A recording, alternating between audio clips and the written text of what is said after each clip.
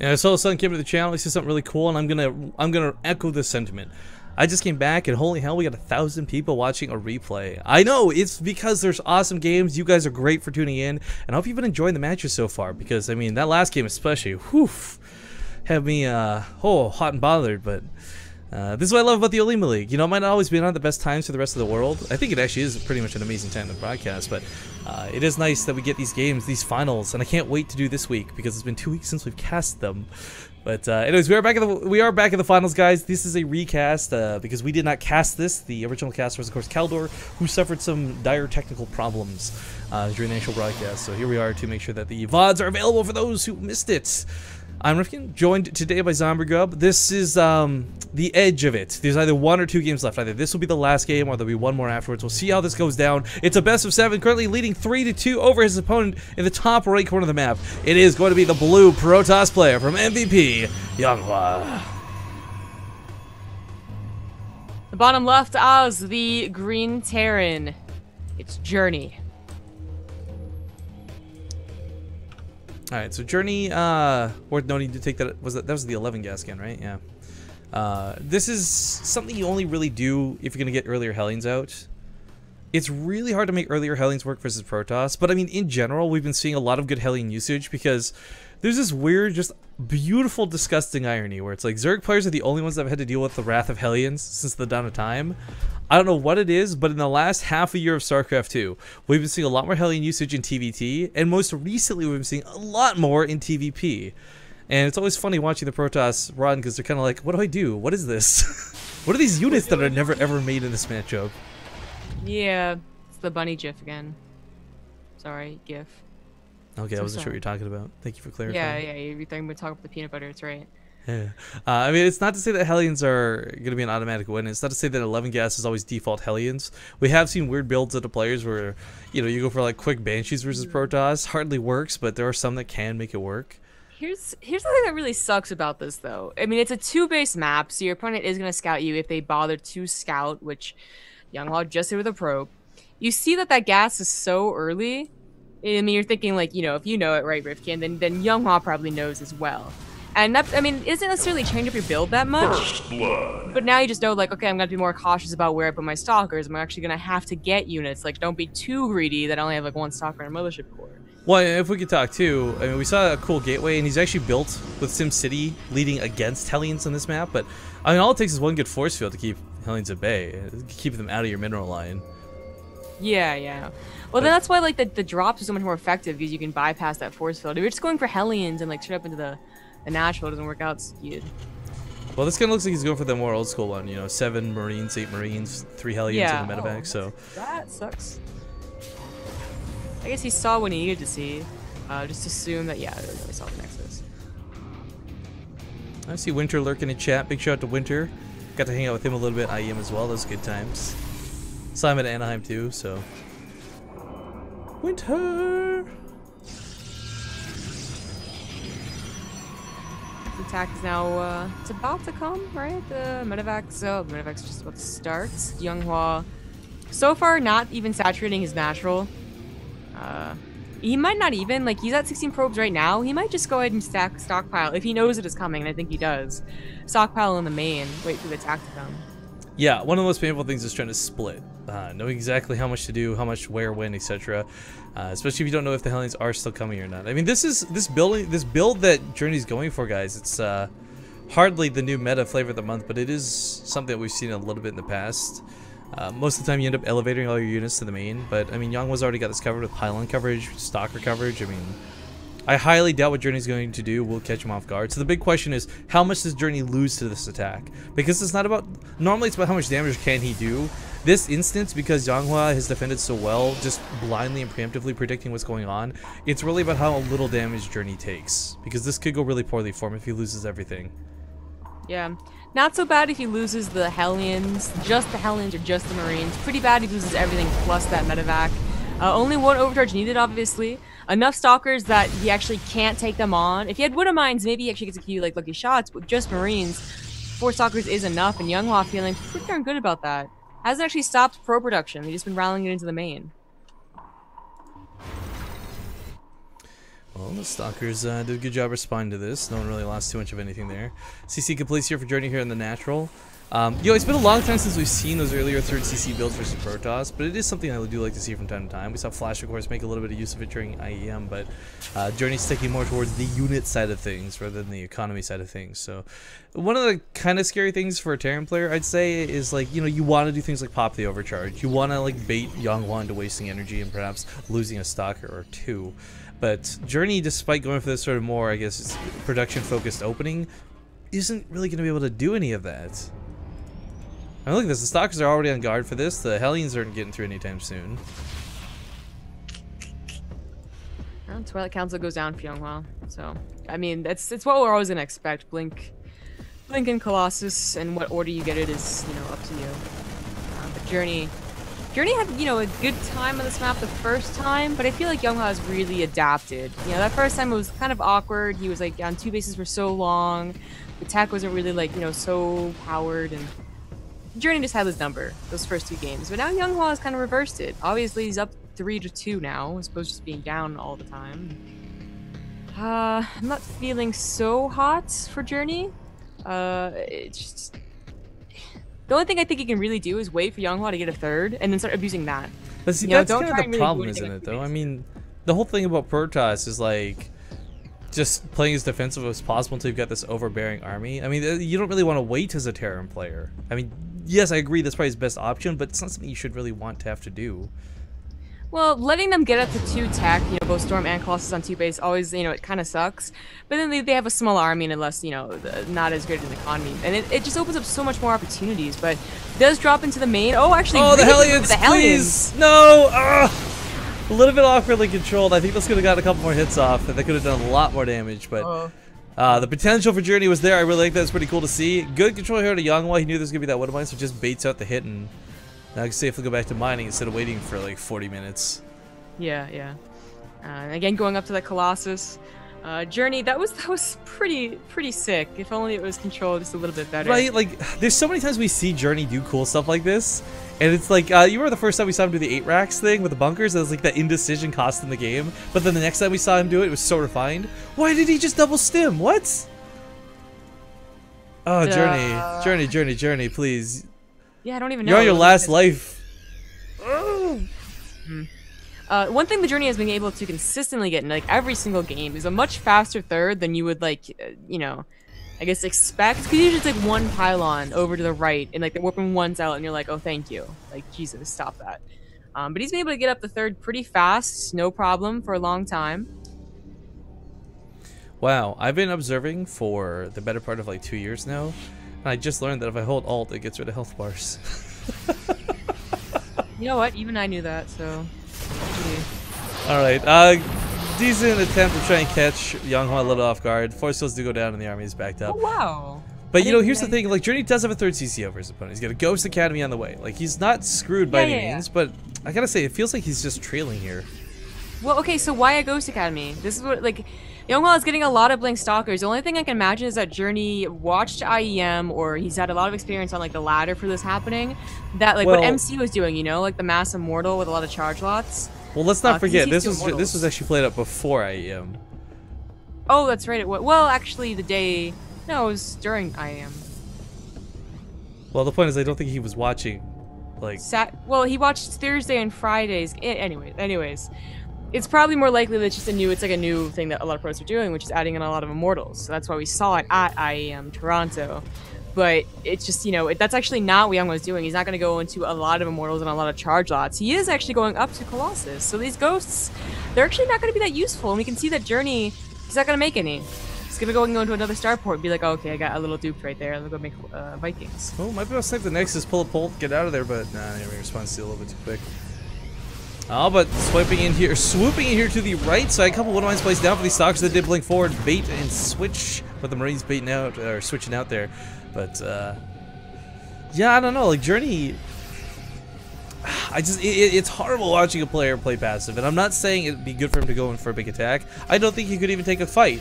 But it's more about like trying to find a spot for these medevacs to get him, picking off the observers, making a pathway for himself, because the problem right now is that he's not doing anything. And it sounds so silly to say, but you cannot play passive versus Protoss. It doesn't matter what race you are. Hell, in Protoss versus Protoss, you can't play passive versus Protoss.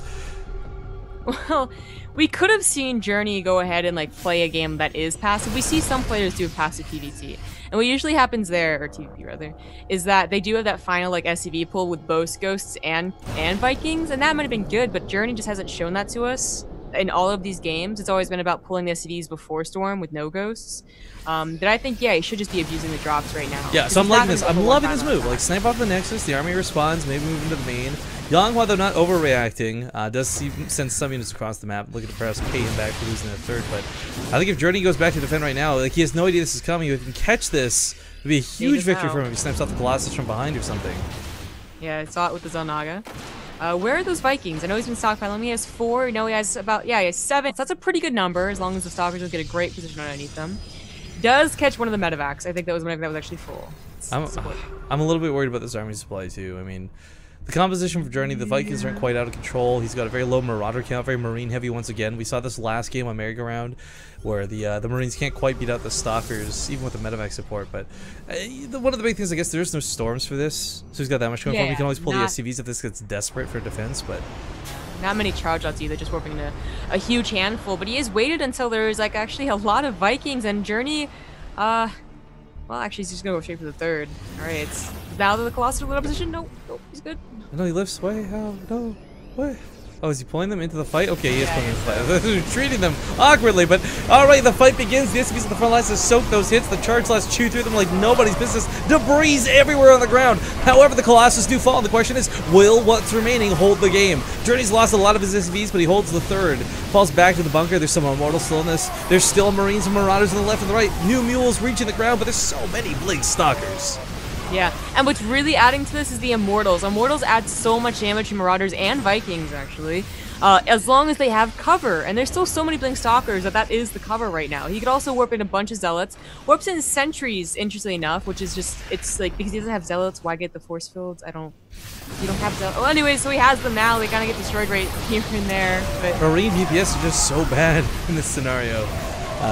Charge slots coming from the behind, those pylons actually being a huge nuisance.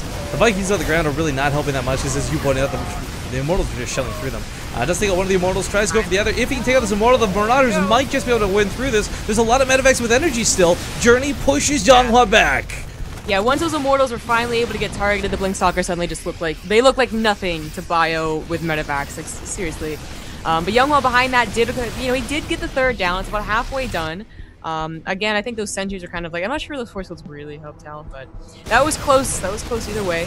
Of course, Journey did use a lot of the SCVs in defending as well, so he's back down to just 20 compared to 40 to YongHwa. His income's not bad, because let's not forget, YongHwa did lose that third. His main's been mined out for a while. We got Mules dropped here fresh on this third. Journey's not in a horrible spot despite losing those SCVs, but he does need to get that count back up.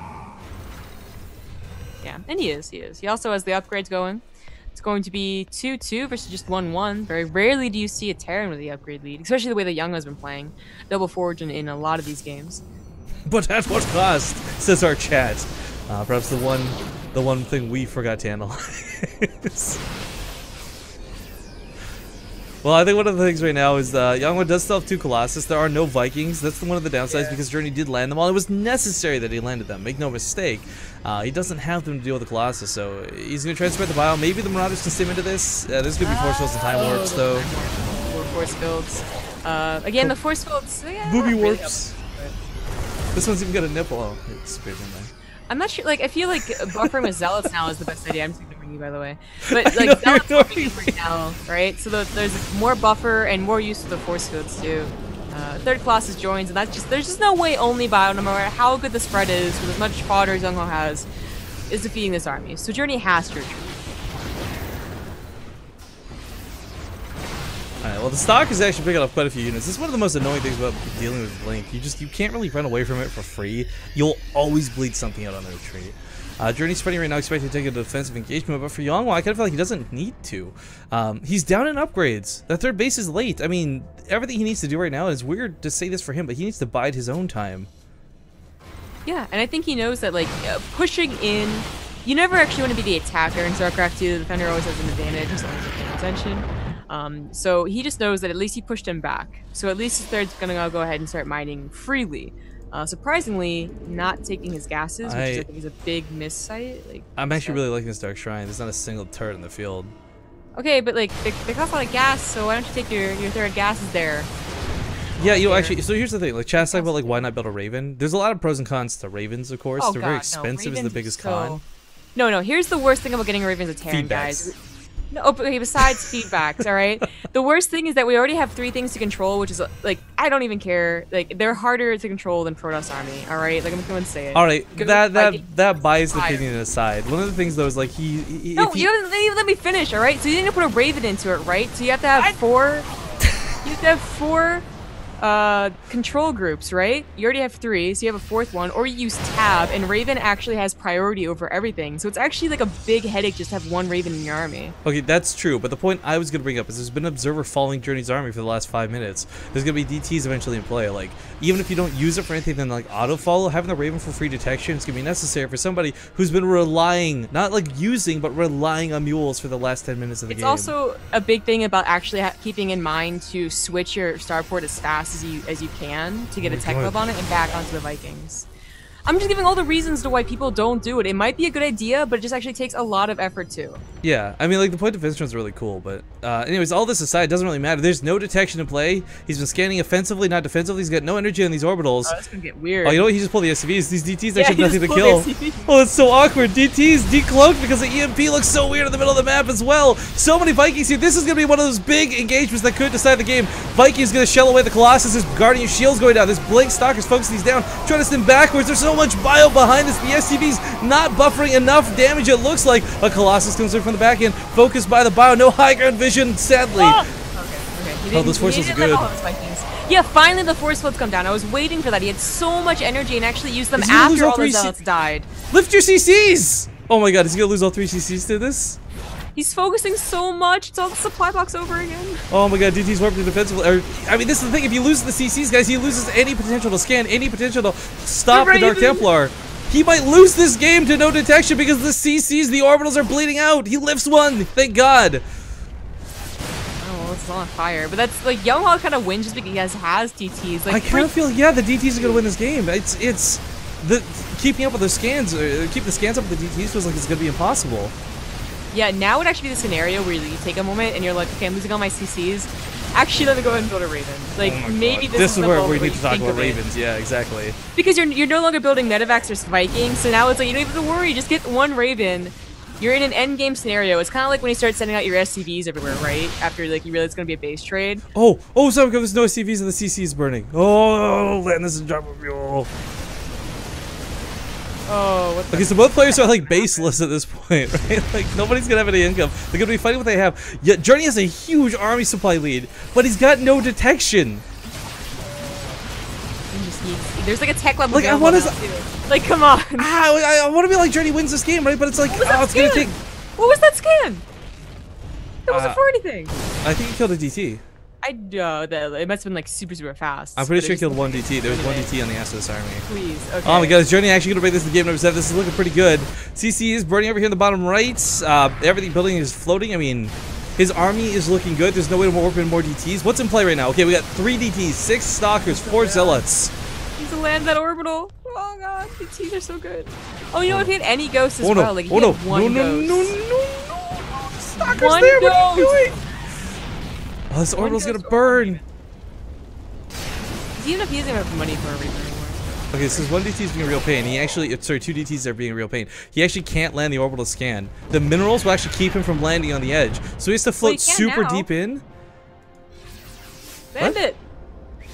He can land the orbital now. No, he can't. Well, that's what I'm saying though. Like, he doesn't want to because if he risks going super deep in, then the stalkers snipe it off before it can fly away safely.